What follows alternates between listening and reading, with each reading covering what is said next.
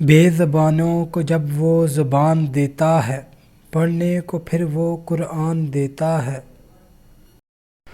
تحفے میں گناہ گاروں کو رمضان دیتا ہے۔ خوف خدا دیکھنا ہے تو مسلمان کا دیکھ، جو روزے میں وضو کا پانی منہ میں لے کر بھی پیتا نہیں ہے۔ بسم اللہ الرحمن الرحیم۔ رسول اللہ صلی اللہ علیہ وآلہ وسلم نے فرمایا، اگر کوئی شخص جھوٹ بولنا اور دغا بازی کرنا روزہ رکھ کر بھی نہ چھوڑے تو اللہ تعالیٰ کو اس کی کوئی ضرورت نہیں کہ وہ اپنا کھانا پینا چھوڑ دے۔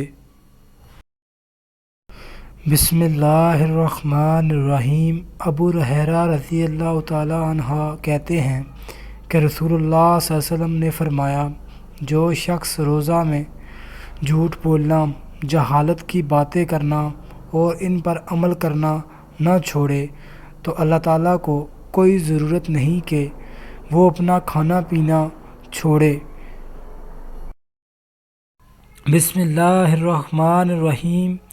ابو ہریرہ رضی اللہ تعالیٰ عنہ کہتے ہیں کہ رسول اللہ صلی اللہ علیہ وآلہ وسلم نے فرمایا، 3 آدمیوں کی دعا رد نہیں کی جاتی، ایک تو عادل امام کی، دوسرے روزہ دار کی یہاں تک کہ روزہ کھولے، تیسرا مظلوم کی۔